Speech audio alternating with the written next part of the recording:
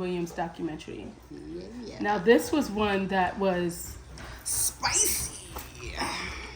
I don't, and it was sad too. Like, I feel like most documentaries, I don't ever really feel like it's that personal. This one took me on a ride because I didn't know where it was going, what we were heading to.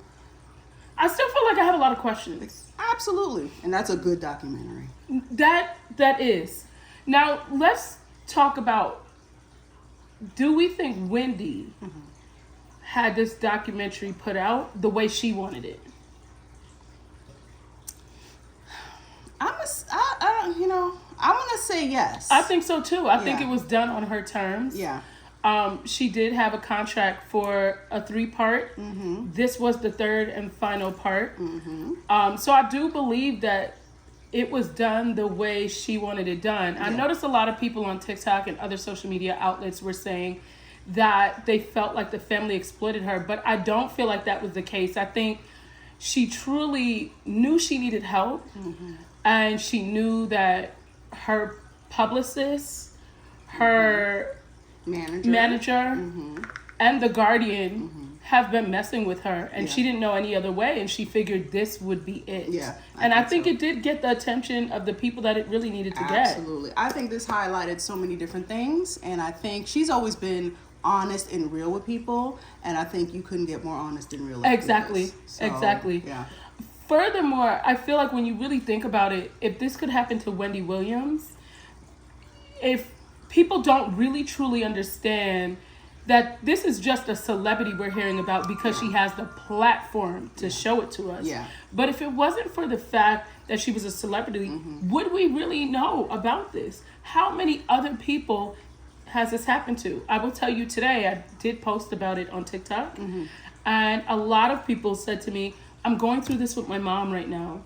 I'm going through this with my father right now, or my grandmother. Multiple people messaged me about it, which really shows you the strong indication of this is not it's an not isolated situation. This is just one that we're hearing about because she's such a celebrity.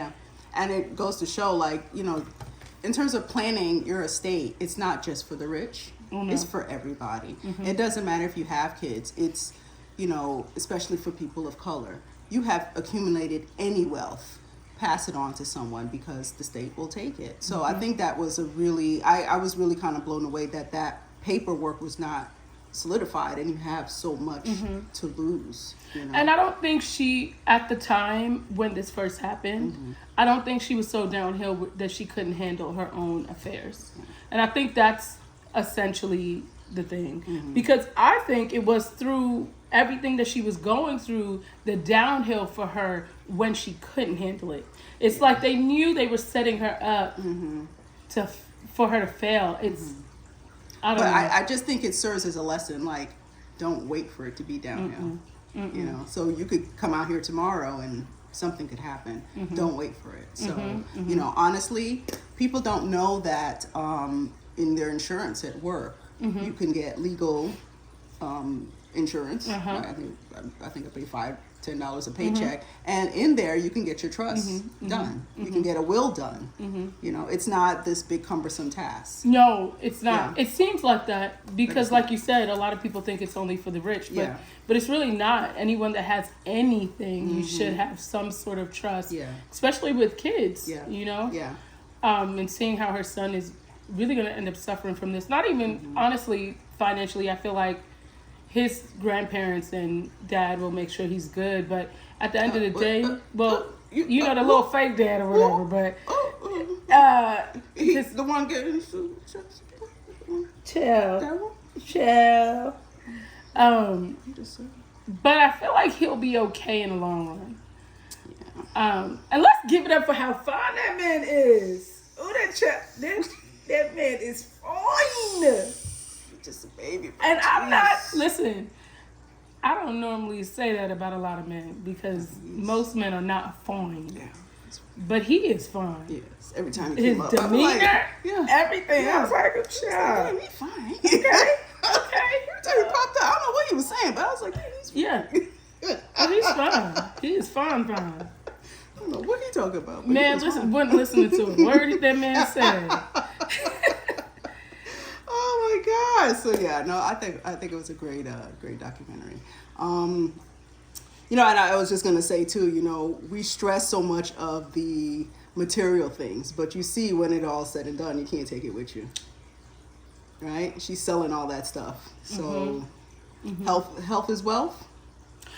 Yeah, I would say so, because I think if this documentary showed anything, it's truly that, you know. And she really only wants to be with her family, and she's said that, which is the sad part, where you have a guardian that's supposed to be looking out for your best interests. That's not. And I don't know if you guys saw the footage of her with her son when she was under her son's care. She looked great. Yeah. She looked like she was really bouncing back, and she would have been in a place where she could have eventually maybe went back and did a podcast or another show. But it spiraled so much. Well, you know what? I was going to share that I went through something similar. So when I was in New York, you know, New York is a very vibrant, upbeat town. Like, you have to keep up with the pace in New York. It's very intoxicating. So to come down to go anywhere else, to live anywhere else that it's more slower pace, you really have to adjust. It's an adjustment, but it's a well-needed adjustment. Because I remember when I moved out of New York, I literally slept late, things like that I couldn't do in New York for about a year. And I realized, like, my body really needed that, because I wasn't at that pace anymore. So particularly when you need to heal, you need to be in places where you can just be, you know what I'm saying? Yeah. So I think that her going back to New York to try to just jump back in, to get back in the pace of things like that wasn't. And it really kind of seemed most of her time in New York was spent in her bed or on her couch. It didn't really seem like she was doing much. It really seemed like the ultimate demise to me, to be honest. And let's talk about the manager. What I thought was ironic is he claimed that, you know, he was for her best interest. He didn't want her drinking, just like her son Kevin didn't want her drinking. But somehow the alcohol found its way to the house, right? It walked up on them stairs. I didn't get that part. So I knew that he was full of it. But I also think another thing that was funny to me about it is when they got to the hotel in Miami and he was searching the room to make sure there was no liquor. I'm like, that's so crazy, because you don't do that at the house. So now, because the cameras is there, right? You know, I'm like, come on now, and scene. Right? Like, the irony of it just seems so odd. Because he walked in one day and she's there drunk, and it's like, well, how and she he's get drunk? like, so you drank all of this? As in, he didn't say, where did this bottle come from? You know what I'm saying? Like, come on, homeboy. What do you think? What is it? It's coming from somewhere.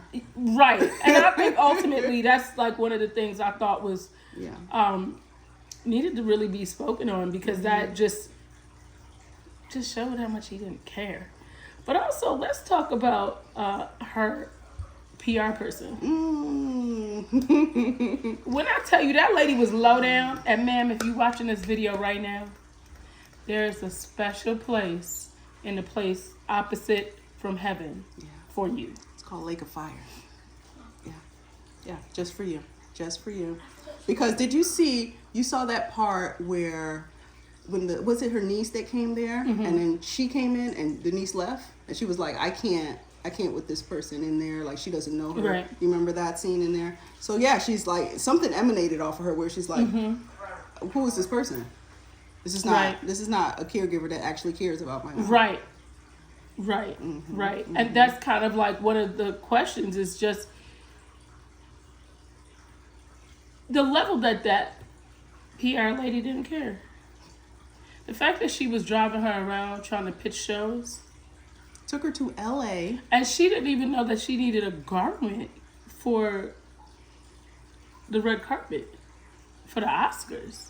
She didn't know what the Oscars was. Yeah. Now we're talking about Wendy Williams spoke about the Oscars her entire career. She didn't know. She said, what's the Oscars? Then she takes her out to eat. And she claims she had never seen Wendy intoxicated. And that she always saw her be able to hold her composure. Like, ma'am, do you not realize this is what the entire documentary is about? Yeah. So she said by any means necessary. You know what? If you look up by any means necessary in the dictionary, her PR person should show up, because that's what that means. Like, that's what that means. That woman was in no condition to be pitching shows out in LA, and you thought that was appropriate. And then when she made the comment about what's in the press, and she's like, oh, no, well, there's only good news that's in the press. Furthermore, that was one of the only scenes that we seen Wendy eating any food. We seen her drink a lot. Yeah. We sure did see her drink a lot. And smoke.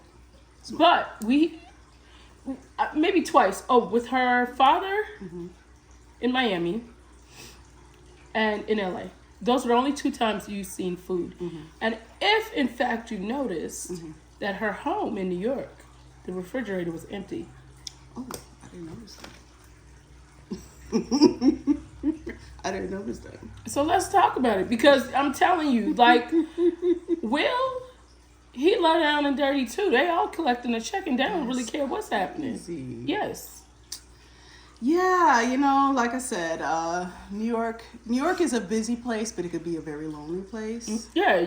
And, you know, she kept stressing that she's bored. She's not, you have to imagine her life before And she this. kept saying that she loved being famous. You know, she would go out and say, did you ever watch the Wendy Williams show? Like, she identified herself by that. Yeah. You know, and outside of that, she couldn't see past that. And I think part of that had to do with a lot of the demise of her marriage. Because that's where she felt important at some point. Yeah. And after that happened, the way it happened, I think she knew her career was what has always kept her. Well, you know what? I'm thinking to myself, as you're saying that, she probably doesn't want people to forget her.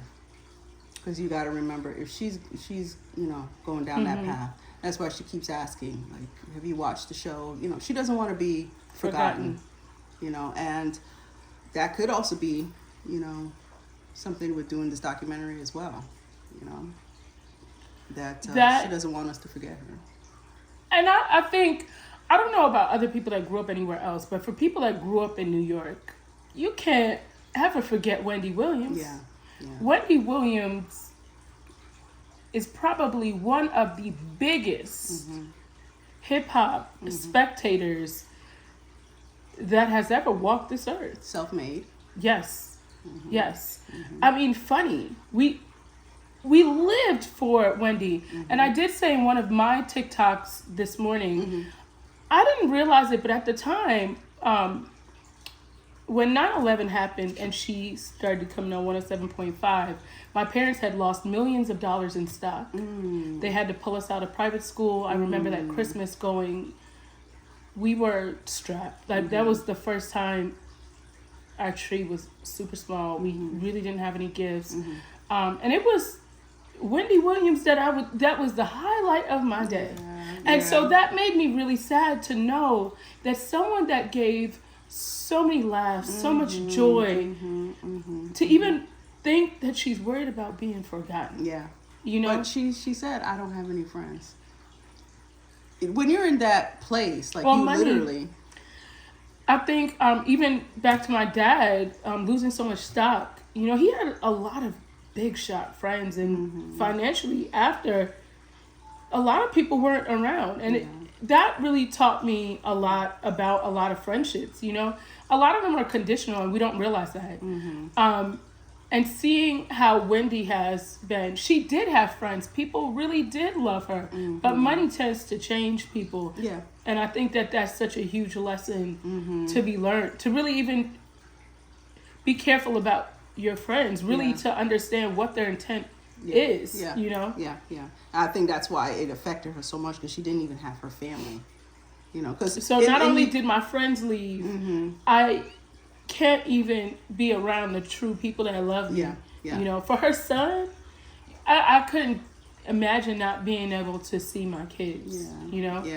Yeah. Because I know you know, when she would talk in New York, it was like, do their show, maybe go to some event or whatever, her and Kevin, and then she's going home, and she looked forward to going home. And, that was her safe space, So not having that any longer and not having anyone to be home with. And yeah, she took a lot of loss. Like, people can't comprehend. She took her mom, she took her marriage, this, the show. Money, like, to be honest with you, she's still a very tough cookie to be able to be trying to fight this. Listen, if you're still breathing, you still got a fight left in you. So and I think her son wants it bad enough for her and her family to where I think she will get some sort of justice. I just pray it's not too late. But I do think that I don't know. I think, like, even for her to still be trying to get out there and work, I think it was a multifaceted desire to do so. It's still hanging on to, like, I'm still that girl that can get out here and I can hustle and I can work, but not really wanting to deal with the reality of maybe that time of that person that you were has passed. And I think that was hard for her too. And then right now it's like, okay, I need money. I can't be sitting around here wasting time. I need money. So when you are literally in a place where you cannot move, it takes you down into a deeper spiral. Yeah, I mean, a lot of people will go into depression over money, which I could understand because money makes the world go round and round, And just to know that the people that are around you don't give a damn. That's a tough pill to swallow. Because there's no money, no freedom. No freedom. That's why I think she fights back so much, because she doesn't want to be, like, she's controlled enough right now. So, people don't understand why she gets flustered or fucked. Don't tell me what to wear. Don't tell me that, because she's controlled enough. Right. Like, just a little bit of freedom I do have, let me live. Yeah. That's the part that I don't know. It was good to see what was going on, but it also is a moment where you realize that the things that you think are important really aren't. It's not important. And look how quickly everything happened. Because you would think this was over a 10-year span. Literally. Or something. Like, no. This has been in the last 2.5 to 3 years at max. Yeah. Like, from the very beginning of when it started to the very end. If you think about it, 4 years ago, Wendy Williams was still a thing. Watching the Wendy Williams show was still a thing. Yeah. So that's a rapid decline. But I also wanted to talk about how they say she had, what she had? Dementia. But when she went to her family and so on, she got better. She was better. It seems like when she's in New York, she has dementia. But is that diagnosis, like, because you could find a doctor to diagnose anything. So, right. Right. Yeah, anything.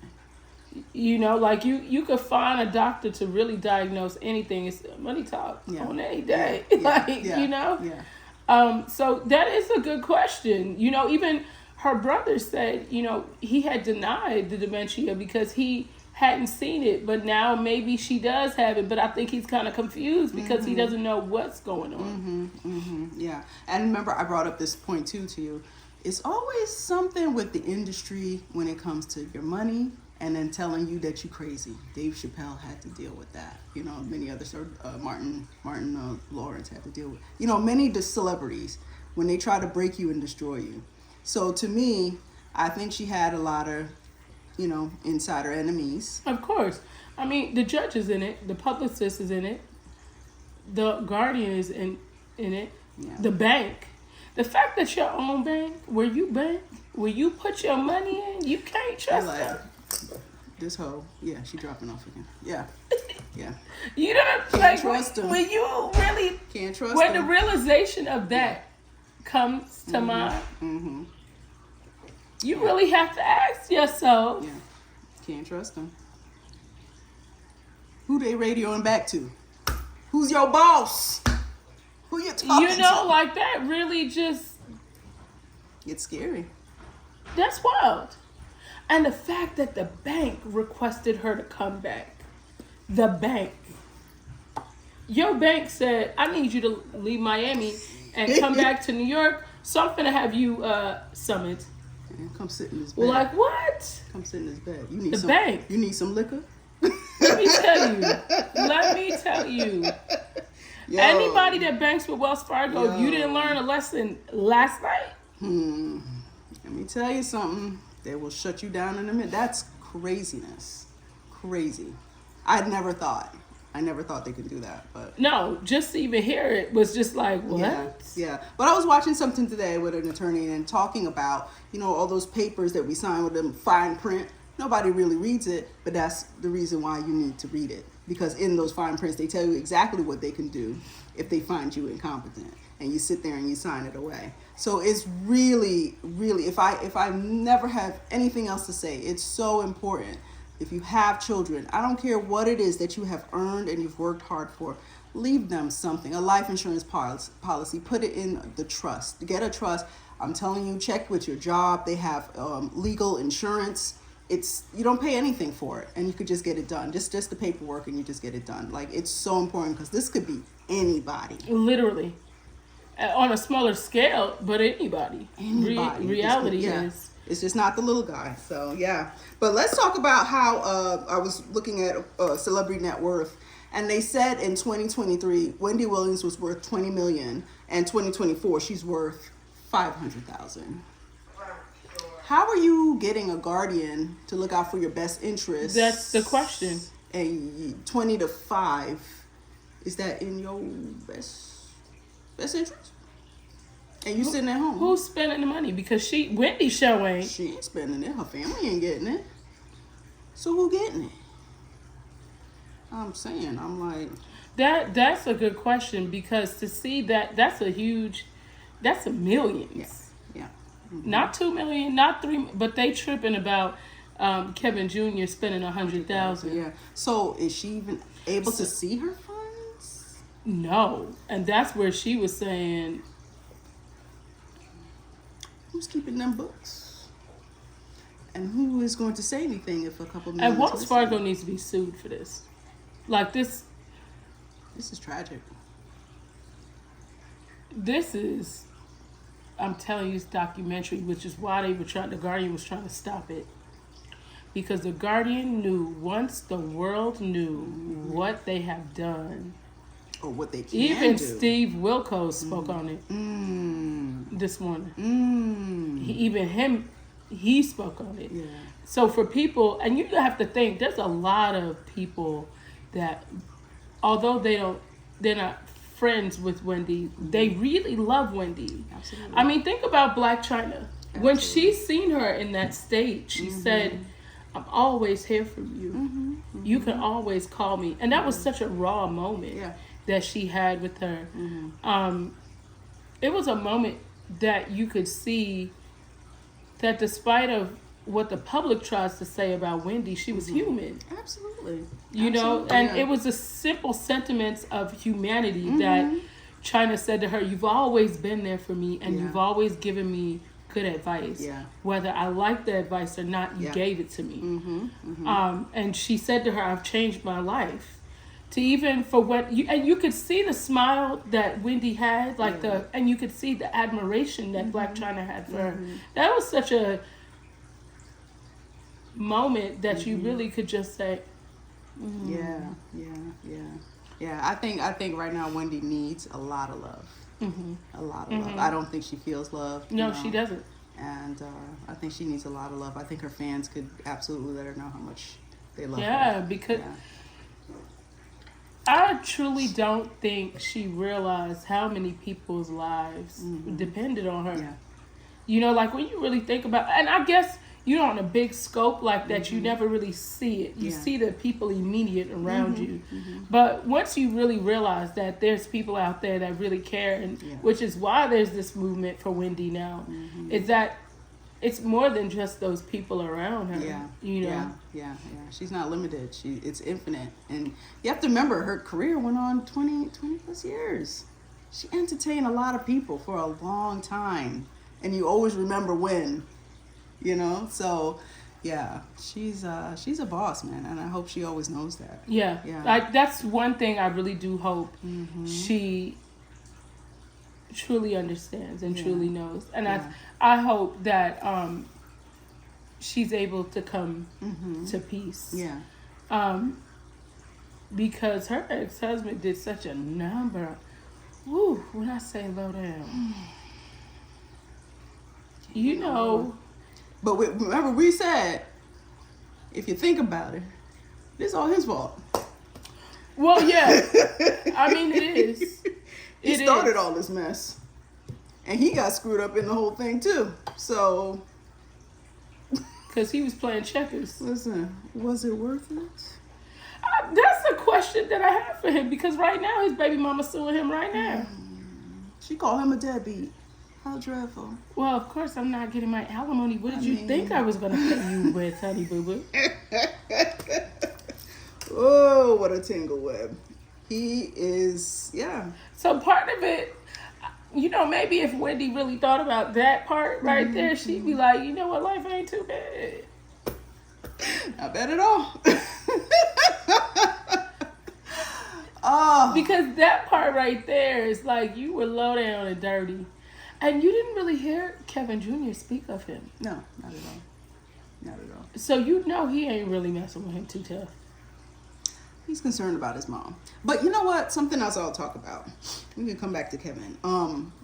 I saw something where they said it was Kevin Jr.'s spending that triggered the...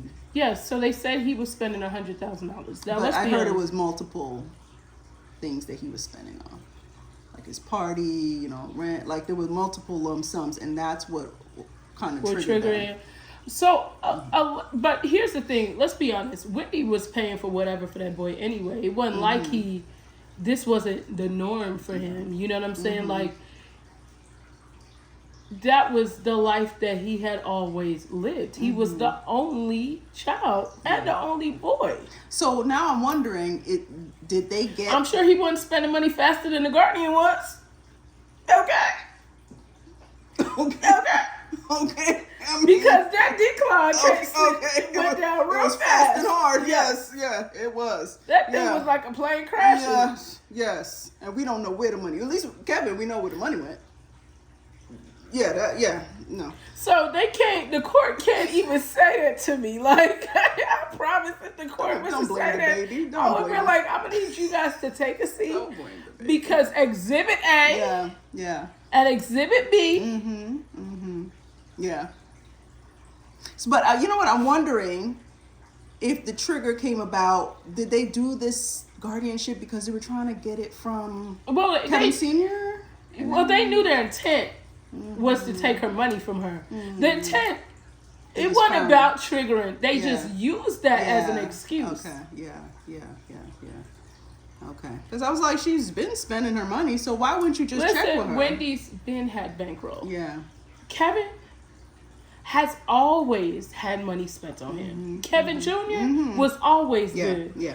If he told her he wanted a yacht, she was going to get the yacht and bring it down to 115th Street. It's true. You know what I'm saying? Like he never had to take anything. And I think that's the conversation really to be had with the courts. Like y'all are playing yourselves. Wendy always made sure Kevin was good. Yeah, that's her baby. Yeah, that's true. It's very true. So I thought that was curious of like, all of a sudden, Wendy's been spending money. Like, why wouldn't you check with her? I mean, look, even her in those rooms, in her room, how many Versace robes did you see? Did you see that Gucci jacket? You see them purses? Not only that, you seen that LV jacket? Yeah. Wendy been spending bank. Yeah, it's true. This ain't nothing new to her. Right. So to act like Kevin was out here doing something that if Wendy was doing that, well, trust and believe Kevin was straight. And she didn't start spending money yesterday. She's been. No. She's always talked about, you see her, she said, look at my Gucci shirt. Look at this is her. Ring. The ring this has been her. Yeah.